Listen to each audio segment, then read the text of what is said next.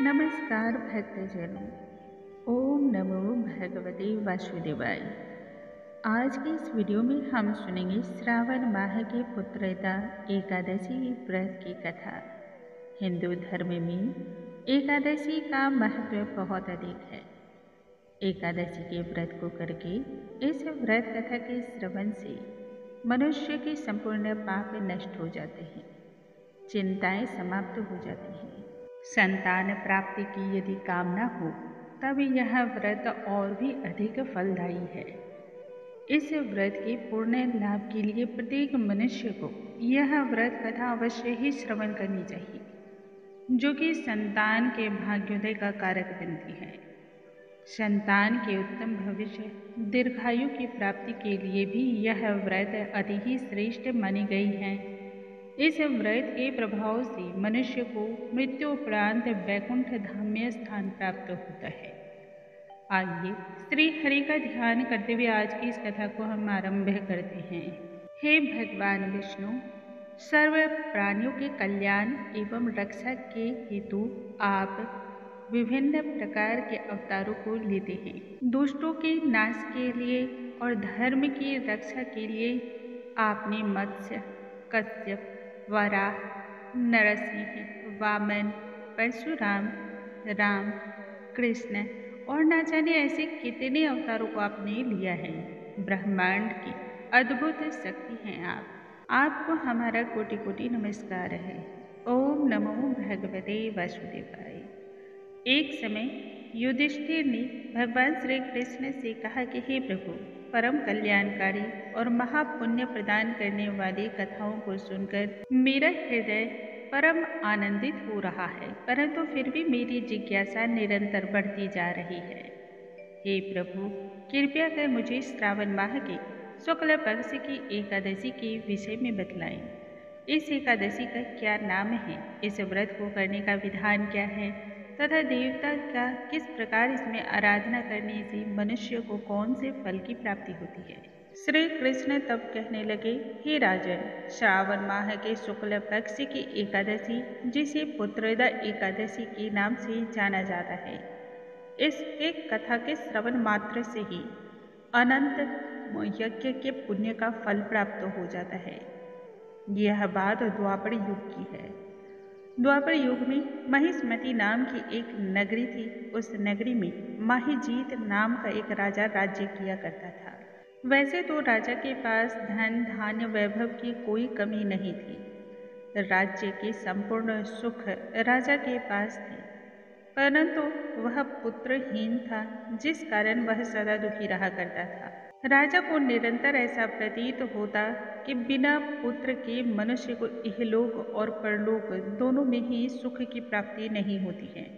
पुत्र प्राप्ति हेतु राजा ने बहुत सारे उपाय किए, परंतु फिर भी हर उपाय निष्फल हो गया। जैसे जैसे राजा वृद्धावस्था की ओर बढ़ता जा रहा था, वैसे वैसे राजा की चिंताएं भी बढ़ती जा रही थी। एक दिन राजा ने अपनी सभा में सभी प्रियजनों को संबोधित करते हुए कहा, हे प्रजाजनों, मैंने आजीवन किसी भी प्रकार का अन्याय या पाप कर्म नहीं किया है। न ही मैंने देवी देवताओं और ब्राह्मणों के अधिकार का हनन ही किया है। सदा ही प्रजा का पुत्र की भांति पालन पोषण किया है। सभी को समान दृष्टि से मैंने देखा और सदैव ही उनकी पूजा की है। फिर भी आज मेरा मन अत्यंत ही दुखी है। न जाने अनेक उपाय करने के पश्चात भी मैं इस समय अत्यंत ही कष्ट को पा रहा हूँ। इसका क्या कारण है, मेरी समझ में कुछ भी नहीं आ रहा है। आप सभी इस बात पर विचार करें। क्या आजीवन मैं इस कष्ट से मुक्त हो भी पाऊंगा या नहीं। राजा के कष्ट के निवारण के लिए तब सभी मंत्री इत्यादि मिलकर वन वन एक ऐसे संत महात्मा की खोज करने लगे जो महाज्ञानी हो और राजा की दुख का कोई समाधान निकाल सके। वन वन जाकर के उन्होंने श्रेष्ठ मुनियों और तपस्वियों के दर्शन किए, परंतु राजा का कोई भी समाधान न निकला। एक दिन इसी प्रकार से सभी भटकते भटकते वन के उस भाग में जा पहुँचे जहाँ ऋषि श्रेष्ठ लोमेश रहा करते थे। लोमेश ऋषि के पास जाकर सभी ने उन्हें दंडवत प्रणाम किया और उनके सम्मुख बैठ गए। महर्षि के दर्शन मात्र से ही सभी को अत्यधिक प्रसन्नता प्राप्त हुई। सभी ने महर्षि से प्रार्थना करते हुए कहा कि हे ऋषिवर, हमारे आज भाग्योदय हुए हैं जो आज आपके दर्शन हमें प्राप्त हुए। मंत्रियों की बातें सुनकर लोमेश ऋषि कहने लगे, हे मंत्रीवर, आप लोगों के व्यवहार से मैं अति ही प्रसन्न हूँ। आप लोगों की इस वन में आने का क्या प्रयोजन है वह कहें, निश्चय ही मैं उसका समाधान करूँगा।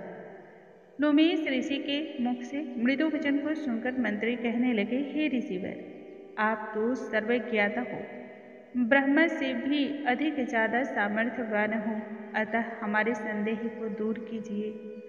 महिष्मती नामक नगरी के हमारे महाराज माही जी बड़े ही धर्मात्मा और प्रजापालक राजा हैं। न्याय संगत और धर्मानुसार पालन करने के पश्चात भी वह पुत्रहीन हैं।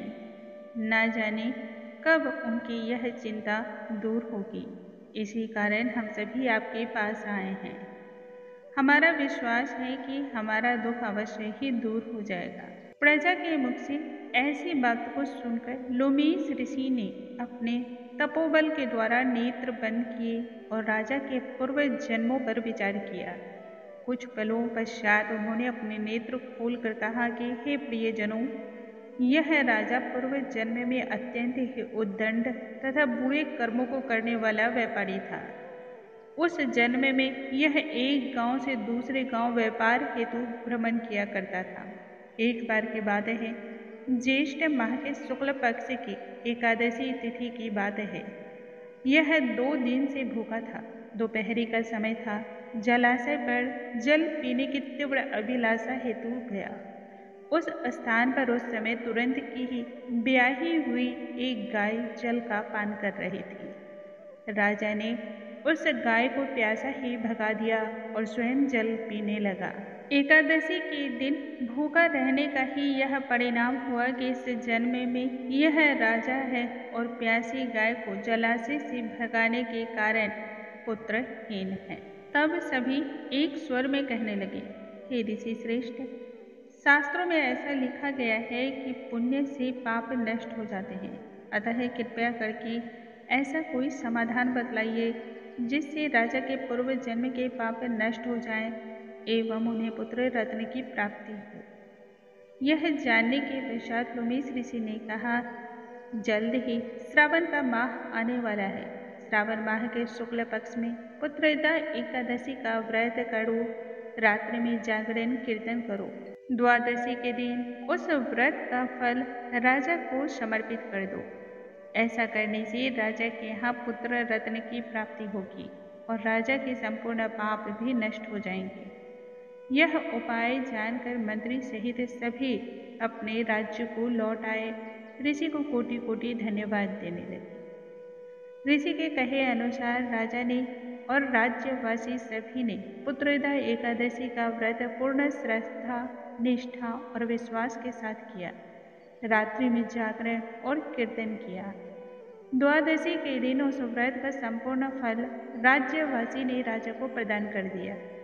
पुण्य के प्रभाव से रानी ने जल्द ही गर्भ को धारण किया और 9 माह पश्चात एक अत्यंत ही तेजस्वी और गुणवान पुत्र ने जन्म लिया। श्री कृष्ण आगे युधिष्ठिर से कहते हैं कि हे राजन, पुत्र प्राप्ति के कारण ही इस एकादशी को पुत्रदा एकादशी का नाम दिया गया। पुत्र की कामना रखने वाले प्रत्येक मनुष्य को श्रावण माह के शुक्ल पक्ष की यह एकादशी का व्रत अवश्य ही करना चाहिए, जो इहलोक और परलोक दोनों में सुख देने वाला है, पापों का नाश करने वाला है। इस एकादशी के प्रभाव से श्री हरि जल्द ही भक्तों पर प्रसन्न हो जाते हैं। बोलो श्री हरि भगवान की जय, भगवान विष्णु की जय। भक्तगणों, आज के इस वीडियो में हमने सुना पुत्रदा एकादशी व्रत की कथा। कल के वीडियो में आगे की कथाओं के साथ हम पुनः मिलेंगे। तब तक के लिए नमस्कार। हरे कृष्णा, राधे राधे।